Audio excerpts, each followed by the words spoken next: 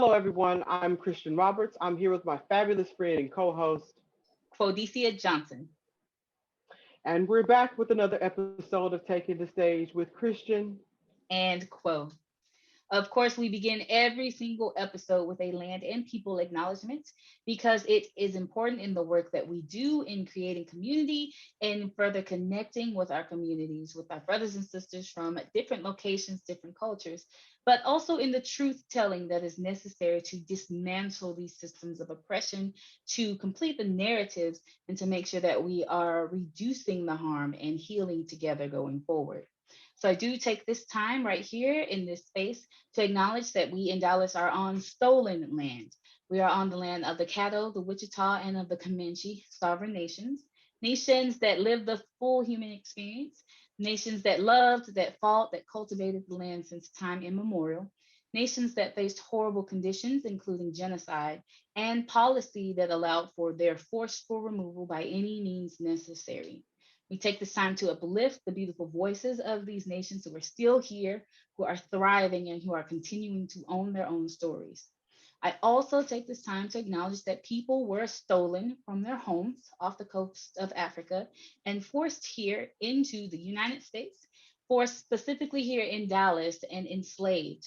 And they were forced to build what we now have as Dallas. Dallas is built on stolen land by stolen labor. As a descendant of those individuals, I take this time especially to uplift our communities, to uplift the beautiful stories that come out of these spaces, to uplift the creativity, to uplift the truth and how we help shape this nation. So, with this, I thank you for joining me for this land and people acknowledgement.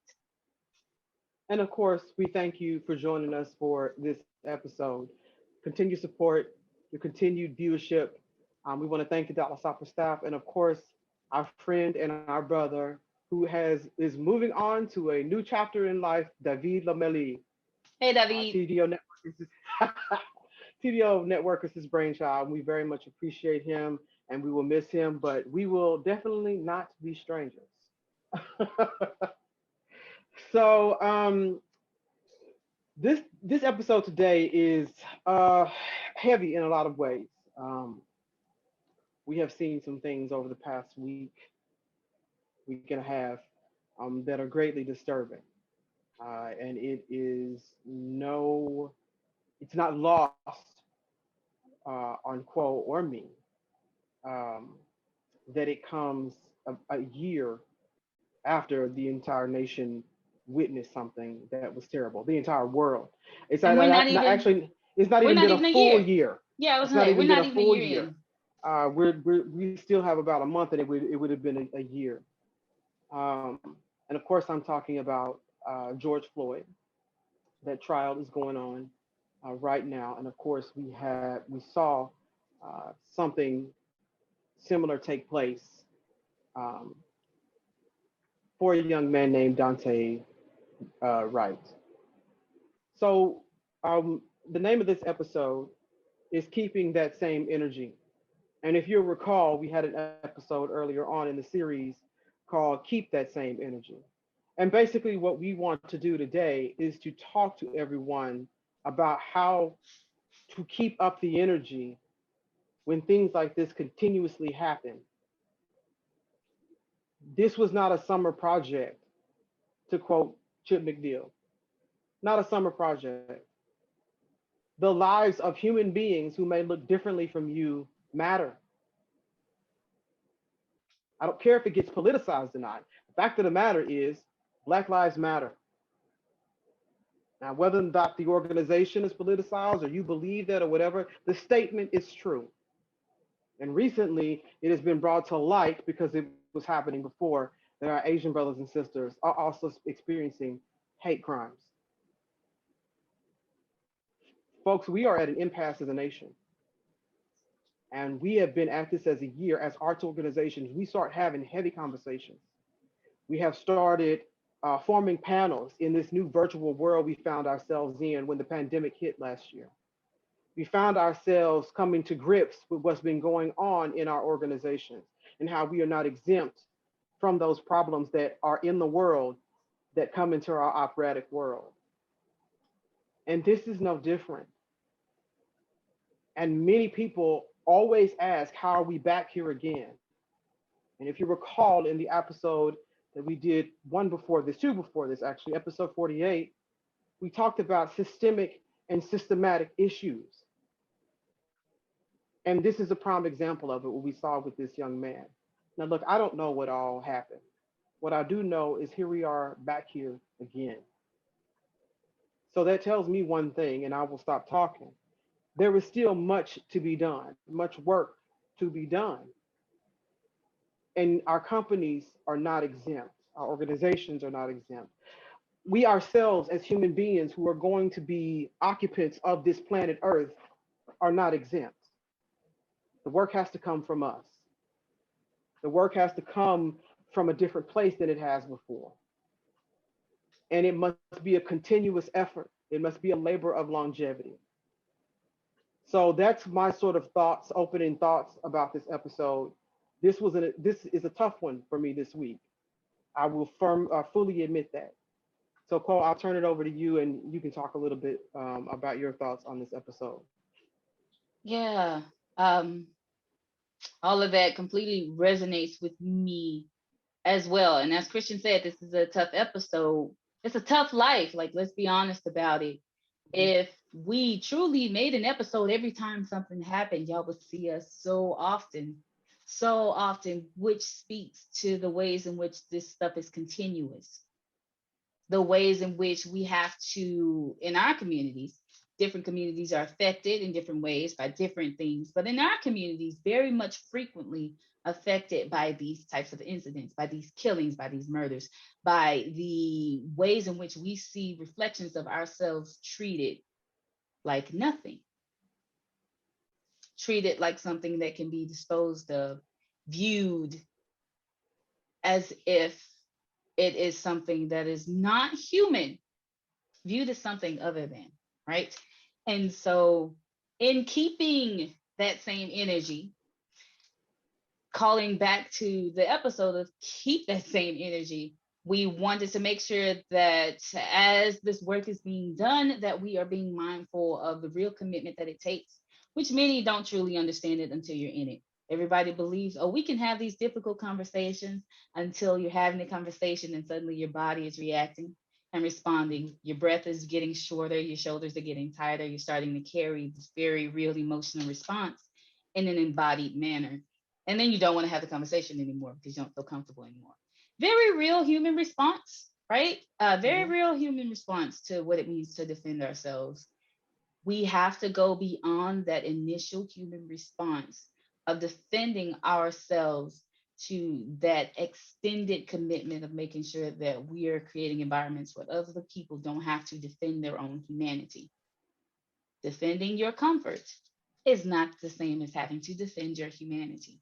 And again, we just spoke about what it means to continuously see your humanity questioned or denied through multiple mediums. I'll say that.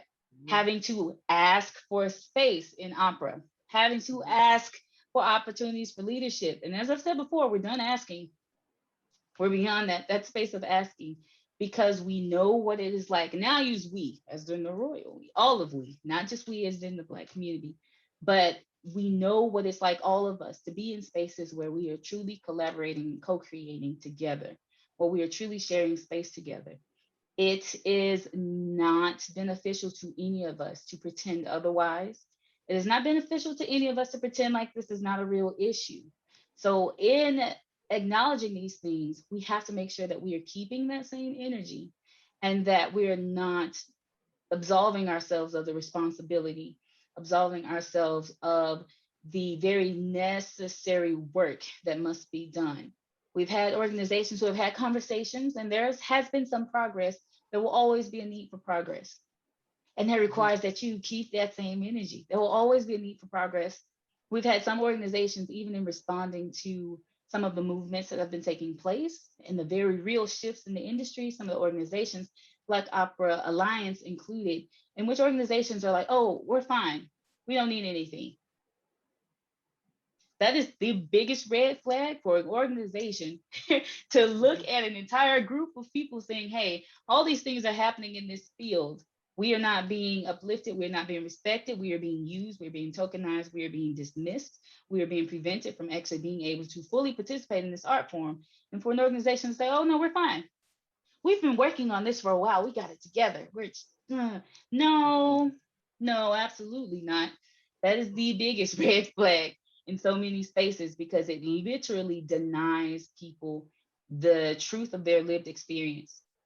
And it places and prioritizes your individual experiences, which are so different from other people's experiences, and your individual understanding over that of an entire coalition, an entire alliance of hundreds of individuals. And this is just one example, right? Hundreds of individuals who are saying that this is not fair. Equity is determined by those who require the most access, by those who require the most resources. Service is measured by those who are being served. Celebration is measured by those who are being celebrated. We don't get to dictate to others when things are equitable if we're not the ones who are in need of those equitable spaces. That makes no sense. We can't do that. So in this, and as we are keeping that same energy, I also say keep that same accountability. I also say keep making sure that we are questioning the narratives, and that as we're starting to shift toward being able to gather physically in safer spaces, as people are returning to the stage, as people are putting on live performances, that we are keeping that same energy. Again, this was not a summer project. This was not something to do because suddenly there was this great awakening. Because imagine what it means to have to continue to do the work that we've been doing, to continue to be in spaces that require that we be extremely vulnerable while also still navigating those spaces outside of the organization. Because it does not happen when we're just at work or when we're just within our organizations or our arts institutions. Yes, we have these conversations in our arts institutions, but then we have to go out and we have to live it and be the ones that are disproportionately affected by it. So it's not enough for us to just be done with that because it does not truly provide an environment for us to be able to truly belong. And that means we, now I'm using we as everyone, for all of us to truly belong. And so as we're getting back to the stage, and as we're the stage, we've had a stage the whole time, by the way, but as we're getting back to those in-person performances, what are we showing people? What are we doing? What are we valuing? And what are we communicating to those whom we want to be into the space? Those are the very real questions. And if you're valuing diversity, that runs a risk of tokenism because you start to value the physical or the very visual representation of something that should be more, right? We've talked about it before, and that diversity is the product of the work that needs to be done. And if, don't get me wrong, everybody should have ample representation because it's available, it's out there. So not being able to find them is an excuse. But collecting individuals as if they were Pokemon, like I often say, it's not Pokemon, you cannot catch them all. The ways in which so many organizations suddenly have found and have collected and have uplifted so many artists of color within the last year. We were not playing hide and seek. We were being deliberately left out. So as we are making sure that we're keeping that same energy needs to come from a place of authenticity. That same energy needs to come from a place of humility, from accountability, and from transparency. That's where that energy needs to come from. Because suddenly everybody can collect all of these speakers, myself included, Kristian included, all of these composers, all of these somewhat directors, and the ways that things are still trying to move. We were not playing hide and seek. We were not. And so as we're looking at this, we have to make sure that our collections as organizations do not become something that tarnishes the real work that needs to be done. Yes, continue to hire BIPOC. Yes, continue to hire everybody, right? Expand this into everyone, understanding that race is at the roots, but expand it to everyone. And yes, continue to hire, to continue employ, to celebrate, to uplift. But when we go about doing this just so that we can feel better, about what our organizations are doing, or just so we can prove that we are not part of the problem, all we do is exacerbate the problem. And all we do is create divides between different Hmm. communities, because power hoarding and the right to comfort dismisses the very real need for community and a communal approach to solutions. I feel uncomfortable right now. We need more Black people. Let's go get all the Black people. And then let's ignore everybody else. But even as we go and get the Black people, we're not going to make sure that we have the environment to support differences. Not going to make sure that we do the work necessary to have the experiential education, to look at our history, to make sure that we're looking at the systems in place, to make sure that people are not coming into hostile environments. And then we'll focus just on that, and then ignore everybody else, and then make everybody else fight about the attention that we're providing, which is just being done so that we can prove that we are an inclusive art form. It's just this very vicious cycle Yes. that does not work. And so we end up in We're not a spaces. marketing plan. It's not a marketing, or We're not a trend.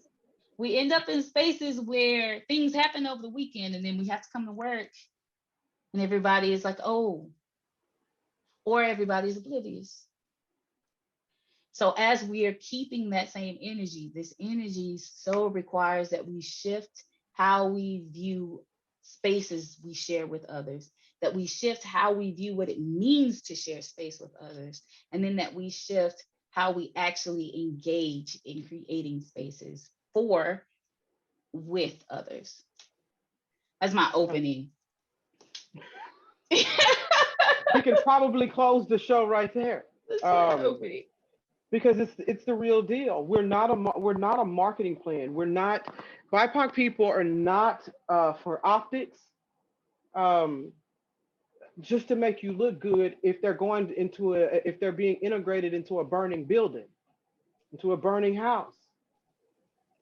So you have to be very careful about that, especially as we find ourselves going back to our traditional stages, to our Yeah, traditional stages, as we start into getting into strategic planning, as we are quote unquote coming out of this pandemic. This pandemic is still here.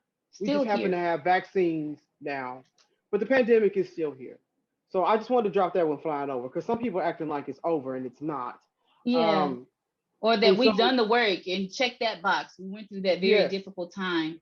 This is where we, as artists, as creators, as arts administrators, really do get to flex those muscles of creativity, because yeah, now we must continue to navigate the pandemic and continue to navigate both virtual or online and in-person engagement, while also navigating the ways in which we must approach and disrupt and dismantle and eradicate systemic and systematic oppression.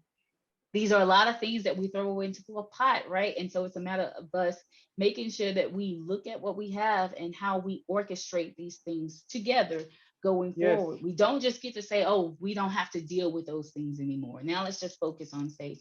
No, because those same individuals who realized that they did not belong because they did not feel like they belonged, because they were told they did not belong in various ways, are still seeing that they don't belong. Not truly. You just needed me for like a hot second and it was cool. And now we're getting back to the stages. But as we get back to the stage, those who are still making decisions, that still has not shifted. But there are no, still questions of, well, how do we do this? Please teach me at your emotional labor. And how do we do all these things? But I say all the time, we are in such a creative industry. We are creative individuals. We can surely have the solutions and create collective solutions to be able to solve so many of these challenges. But we have to make sure that we are keeping that same energy. We have to make sure that we're keeping that same energy in what needs to well, be done. and I was saying earlier, you've had a year. We've had a year. It's like we've had a year of school, right? Where people are learning things and learning about things. It's opened up this world where people are having conversations and panel discussions and having reading groups, reading things about anti-racism, reading things about systematic oppression, reading things about sexism and chauvinism, misogyny, all these different things. Yep. People are starting to read these things where they're starting to form groups and committees. They're starting to form entire fields of study around DEI and emotional intelligence. We've had a year as arts companies where we're basically not have been lying dormant. We've been doing digital. We're doing digital right now. I mean, that's what we're doing right now. Or we've been doing things where we've had a chance to study. All right, we've had a chance to study because these things have been brought out wide open because were stuck in the house for a year, watching all the world change around us, watching the pandemic shed light on the problems that were already there, the systemic and systematic problems that were there. So now is where the rubber meets the road, right? You've had what about the almost the equivalent of 4 semesters of study. Now it's time to take the final examination. And then after you take the final examination when you're in school, right? When you're in college, when you go get that job, you apply what you learned. Now we're applying what we learned. So all these things we learned about in our DEI panel discussions, all these things that we've learned in company culture sessions, for example, that like Quo hosts at Dallas Soccer that she's in charge of. Many of our other folks in the field, Darrell Akon, Chin McNeil, all these people that do this kind of work. You have been in class with these kinds of people, right? With these people doing this kind of stuff, right? You've heard artists speaking out and talking about what has happened to them in this field. And it's not just been Black artists. It's not just been Hispanic artists. It's been almost every artist that started open their mouth. BIPOC and white alike have European, they have all been talking about their experiences. Now is the time where you take the knowledge that you have learned from hearing all these people speak up and speak out and stand boldly, and companies and arts organizations, I'm talking to you right now, and apply it to your casting, apply it to your hiring practices, apply it when you were in your boardrooms, apply it when you were in rehearsal rooms, apply it when you are in dressing rooms, apply it in the wig and makeup rooms. This is the time. There's been a year-long study, heavy study, and the excuses that used to fly in the past are no longer going to fly. We as an industry, we as a nation, we as a world have to hop to it. The time is now. Okay, so keeping that same energy means following through. Okay, and now the class part, the lectures are over. The examination. Now it's time for the final exam. And then after that, we have to put it into practice. So when you go back into your planning, your budgets for the next 3 or 4 years, when you go back to planning your casting for the next 3 or 4 years, when you go to your strategic plans and your marketing plans, when you go back to any of your business right now, this has to be a part of that plan. What we are talking about, keeping that same energy to dismantle those systems that do not serve any of us, and to replace them with systems that do serve us. This is the time to apply that study and that work that you have been doing. And if you have not been paying attention and you do not know what to do, find somebody who does. Admit that you do not know what to do. And I'm sticking out off my Apple Card. Admit it. And it's okay that you don't know. Everybody does not know everything, but you do have people who specialize in this. I'm sitting on a call right now with one who know how to do this, okay? Who knows what something should look like. It is okay to admit that you do not know.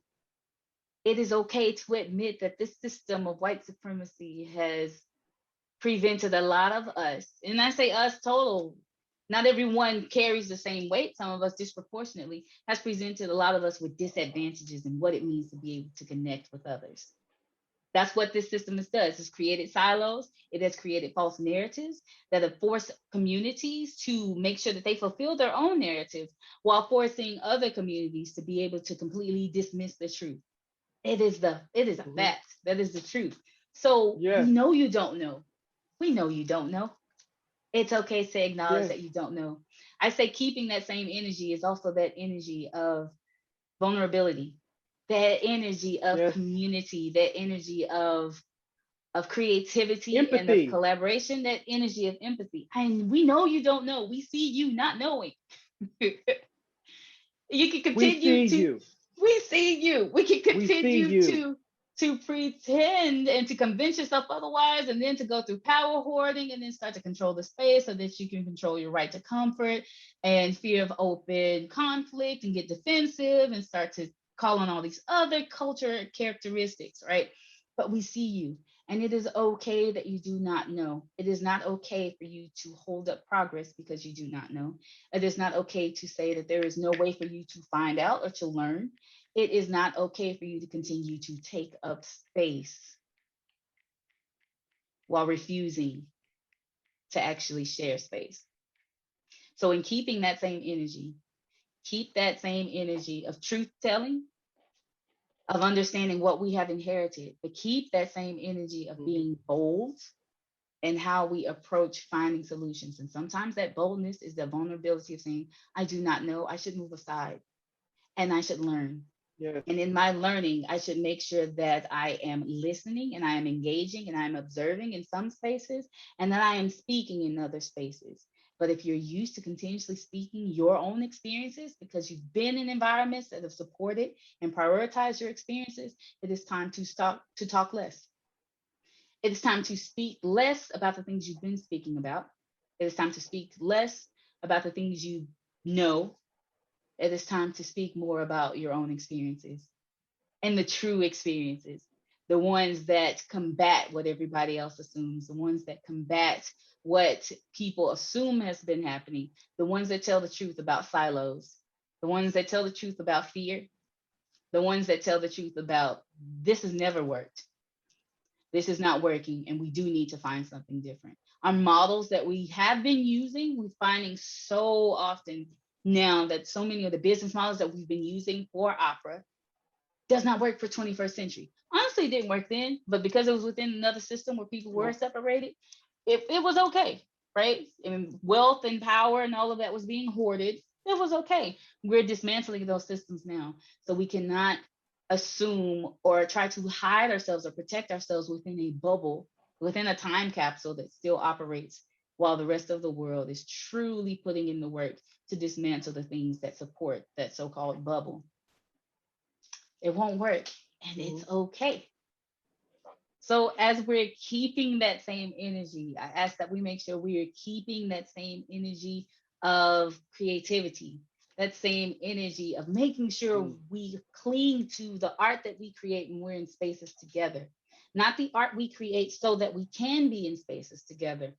For us, and we've spoken about this before, especially for me and my theory, the art is the moments that we create together, the moments that we sit and we're in sync and we're resonating with one another with what we are experiencing from the beautiful work that has been done by the companies, by the artists, by the organization. So, in keeping that same energy, make sure one, that we're being accountable, that we're acknowledging truth when we don't know, when we're Mhm. acknowledging truth when our organizations have a historical practice of excluding people because our Yes. organizations are art, not the art form. I quote Teresa Ruth Howard in that the art does not exclude, people exclude. So we won't place this on an art form Yep. so that it's some arbitrary thing that inherent thing that we cannot control, that we cannot truly grasp, right? It's not the dream, right? Ta-Nehisi Coates. It's not this dream out there that we just can't hold on to. No, this is very real in the systematic ways that people have been excluded. So organizations have to take accountability for that. And organizations, I say people have to be accountable for those Mhm. things. And we have to acknowledge truth. And then going from there and keeping that same energy, we have to make sure that we are deliberate in how we create spaces of belonging with others and how we truly start to look at what our organizations are doing, what our leadership is doing, what our leadership looks like, where the barriers are, and why. Why are those barriers in place? Question the narrative, Mhm. question what is happening, and then don't get defensive about the answers that you need to find in it. Again, we've inherited a lot of these things, including why we make decisions. It's okay. In keeping that Mhm. same energy, we are being creative, we are being inquisitive, we are shaping what it means to explore our organizations and our art form as artists and as responsible arts administrators. So keep that same energy, and then I extend this into what we need to do as individuals. That's what we need to do as organizations. As individuals, Mhm. again, acknowledge truth. Acknowledge truth. We are in a system of white Mhm. supremacy. Race is a construct that was created. And in this construct, there is a fallacy of hierarchy. I don't like that. And in this construct, there is a fallacy of human hierarchy in which individuals who are identified or racialized as Black are placed at the very bottom without question. There is no question to that. Individuals who are racialized or identify as white are placed at the top, are seen as the superior human being, are seen as the epitome, are seen as normal, as seen as what we are supposed to all strive toward, whether we embrace that or The not. This standard. is the standard. And it is not Hmm. true. But the truth is, even in this false construct, or in this construct that builds on false ideas and ideologies, there are very real effects. There's very real impact. Acknowledge that truth. We get closer to where we need to be the moment we stop questioning whether or not the sun is in the sky. Okay? So stop doing that. Hmm. It gets exhausting. It gets exhausting. And it does not help any of us. So let's acknowledge that first and then acknowledge how so many of our groups, so many of our communities are trying to navigate this false hierarchy and how we protect ourselves from anti-Blackness to the fallacy of white supremacy. So let's acknowledge those things in this space, and then let's all collectively acknowledge that it is not serving any of us. It is not serving any of us at all. And then we have to, as we acknowledge, then we have to go through the process of starting to question what we've been taught and why, because it's laced in so many Hmm. things, but then in boldly engaging with others so that we're not questioning those things alone. We see the answers when we engage with others. We see the answers when we're committed to being in community with others. We see the answers when we're committed to making sure that we get out of the way so this art form can do what it does best, and that's connect people. That's connect people through Hmm. storytelling. That's connect people through creativity. That's connecting people through art. So as we look at these things, it's necessary that as we're keeping that same energy, that we're being mindful of what it means for others who have to keep a different energy. For others, myself and Christian Yep. included, who have to keep the energy of knowing where our last names come from, who have to keep the energy of knowing what it means to question whether or not your brother or yourself will be in danger should they get pulled over by the wrong person, should they have a bad day, or who gets to Mm. determine, right? Somebody had a bad day and then this Yes. happens, right? Or whether or not you will be considered for the promotion, whether or not you will be provided with the same opportunities as others, whether or not you have to combat other assumptions when you walk into the space, because you can't simply just be you. There are already these assumptions and biases that are in place about who you are, what you bring to the table, what you need, what you're able to do before you actually truly open your mouth, or before you can actually represent yourself and those who have helped shape how you got to that space. So that's my soap opera right now. And keeping that energy. I'm gonna pass it over to Christian because I'm just, it's been a lot, y'all. It's been a lot. Well, and it's been a lot, and it's been a week, and it's been a very heavy and tough week. Um, just because, again, here we are again, finding ourselves back at this point again. We have been brought around to this point again, and I hope that people listen. I hope that you take the happenings of the past year and few months that have happened between a pandemic, and even in Texas, we had a snowstorm that shut this state down. I mean, all these things. I hope people are listening and seeing what is happening, because Mhm. the things that people of color have been telling you, that BIPOC folks have been saying for a long time, there's a light that has been shed on them. There's no denying it anymore. So this period of self-examination that we've had, it's not over. This period of looking at ourselves in our roles within our organizations, it's not over. If anything, like I said, the classwork, the lectures, the homework, all of that stuff has led to the exam. And then after that, to the real life application. We're headed to the real life application mode as we move back into the space, the physical spaces that we're moving back into, as we are seeing some sort of hope with these vaccines coming and being able to gather. This is the time. where we're going to really decide and see whether this was a trend to you personally or to Mm, your organization, or if this is something really that you're committed to.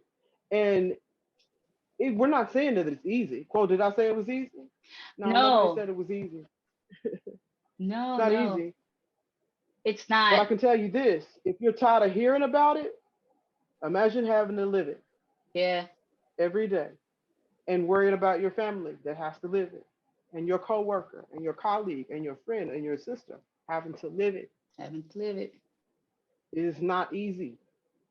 So remember that. Remember that people that have to live this every day. Remember the next time a person of color drives into the office, think about what they had to go through on the way here. Because I know for me, I get nervous when I see red and blue lights. And again, nobody is saying that everybody is terrible and the whole world is just no, it's not that. What It's we're not. saying is accountability is real, and there is a feeling that comes in the pit of people's stomachs, and that it just didn't come from nowhere. It's Didn't come from coming you. from something. Yeah. It's And coming from something. that has to be acknowledged. And again, these are things that we've inherited and we become responsible for it once we know. You know better, you do better. Once we know.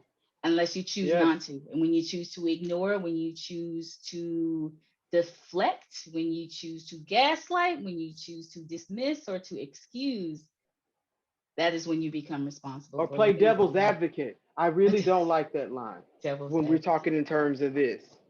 As soon as somebody says, I want to play devil's advocate, when we're talking in terms of very lived, real experience, Mm, that is so dismissive and that is so hurtful. And quite frankly, it's extremely frustrating. So I would also say in the self-examination, be careful with the words you choose. Be careful in your thoughts. My grandfather used to say, and I picked this up from my dad, examine your brain before you throw your mouth in gear. It's very real, yes. because you can disrail an entire conversation, an entire body of work, um, just by the words you choose and the way that you choose to approach something. You just have to be careful because, folks, this stuff is insidious. It literally is in the fiber and DNA of everything that of our country. Hmm. So we literally, again, have to treat it with a systematic approach. Yeah. And then, as Christy gave us kind of the example of an exam, and that we're taking the exam, and this is the final exam, I would also encourage us to view this not as the ultimate exam, right? But in understanding that as we are placed into situations where we have to, not even placed, as we are in situations where we have to use this knowledge, where we have to actually take these tools and apply them in practical ways, we run the risk of impacting someone in ways that are detrimental. And do Hmm. we want people to actually be able to access and embrace and build through and uplift and center and support this art form? Or do we want people to just be in a space just because we want them in a space so we can say that we're doing stuff? Nobody's going to pay you to be insulted. No one is, or to be used, or to be caricaturized, or Hmm. to be dismissed, or to be tokenized. No one is going to do that. But people will Hmm. be in spaces where they are challenged because they know that through that challenge comes community, comes connection, comes revelation, comes all these beautiful epiphanies, these beautiful ways to consider the ways that others are living when we see authentic representation of how others are living. So I encourage us not to shy away from the fact that Christian has said that this is an exam. With this, should you not pass with the flying colors that you expect, because you probably won't, truly, but that means that's the work that needs to be done. I encourage us to be bold. And as David said, empower our creativity in how we go to find those solutions so that as we continue to progress beyond just this one exam, this very basic 101 exam, we can continue to 101. This is build 101. 101 as we continue to truly build and truly get the work done that needs to be done while we're making sure that we are keeping that same energy. I also encourage everyone who is having to balance out these experiences in a way that pulls from us, please make sure that you're protecting your energy. Please make sure that you're protecting Yes. yourselves. Please make sure that you are practicing what I like to call now radical self love, and that we are not taking on the projections, the guilt, the frustration, the confusion, the tears, the excuses of others because they don't want to truly navigate the space the ways that requires that they are not in control. Do not take that on. Mm. Do not take on things that are not yours to carry. I say it so often, especially in this work. But then do not take on the weight or the assumption that it's impossible. Protect yourself. Mhm. And this also requires that we are making sure that we're keeping that same energy and how we help shape and participate and learn and grow within the space with everyone else. And I just to add to that, you say radical self care, and no, you said radical self love. I'm sorry, you said radical That's self okay. love. Yeah. Self And love. I also think about radical rest within that, because even in keeping up your energy and keeping that same energy, you do have to rest. So for people where the weight is heavier on you, please take care of yourselves and rest. Yeah. People that are engaging with this and you get comfortable, there's nothing wrong with resting. Don't stay there, because we rest so that we can keep that same energy. Yeah. That's the reason why. So that's what I would say too. We have to be able to rest and take care of ourselves, particularly for those of us that shoulder the burden of this a little heavier or a lot heavier in a lot of cases, Mm. um, just simply because of the way we were put on this earth. Yep. And so um, that's really all I have to say about it. I as I always do at the end of every show, we always turn it over to Quo, my omniscient, which she calls herself obnoxiously optimistic person. And so I always turn it over to her for positive notes, because even with all this weight and all of this, um, heaviness that we are experiencing right now. And I know I can't speak for any other community. I just can tell from my own personal self the heaviness around the events that we've seen in the past week. Yeah, I know it can seem heavy and hard to see the good stuff, but there always is something, even if you can't see it at the time. So I will turn it over to my obnoxiously optimistic friend to give us those positive notes. Yeah, obnoxiously optimistic. For those rooted in the word, the peace that passes all understanding. And so, Yep. in this, my positive notes are that yes, we are having conversations. Yes, we are realizing that we're back here again. I do not want us to dismiss the progress that has been made, but I also don't want us to celebrate that progress so much that we fail to realize the ways in which we are still contributing to the issues. A lot of times that's what happens. So, as we've had these very real conversations, that means that a lot of us have had the beautiful opportunity to see what it is like to hold space for the things that matter. Organizations, if you're trying to find out, well, what is the next step? How do we keep that same energy? Start holding spaces specifically for things that matter. Start holding spaces specifically for the individuals who need that additional support, and start centering their voices, no one else's, just so everybody can share in space together without having to explain, without having to hear opinions, because it provides such a beautiful opportunity for us to truly get a sense of how others are living. And because we are communal creatures, because we are in the creative field, we are about community in so many different ways. We don't want others to suffer. We truly don't. We truly don't want others to Mm-mm. suffer in this. We want to uplift one another in this art form. We want to share space with others in this art form. We can do it simply by sharing space. It becomes difficult to grasp, but the moment that you do, it's so simple to simply just hold space. And in doing so, that allows us to fortify ourselves, that allows us to be rejuvenated, that allows us to continue, so that we're making sure that we're keeping that same energy. Again, that energy of transparency, that energy of humility, of empathy, of creativity, of taking on this very bold and very necessary approach to the work that needs to be done. And as we always say, you don't have to do it alone. Once you start, I promise it is contagious. I promise the ways in which we've been able to build community, even through the pandemic, we can take those tools and continue to build on them. But of course, we have to make sure that we're keeping that same energy, that we're valuing those same things, and that our values are not temporary, that our approach to solutions are not temporary, and that we're not getting weary, as they say, but that we're actually moving forward and we're doing so together for greater connection and for greater healing and for greater community. So those are my positive notes. Well, thank you, Quo, so very much. And folks, thank you for tuning in. Continue to be bold. Continue to question the narrative. Continue to ask questions. Continue to not be afraid to say, "I don't know," and finding out. There's a boldness in that. Continue to be creative. Continue to be your beautiful, wonderful, artistic selves. And with that, we are signing off. Thank you so much for watching. Have a good one.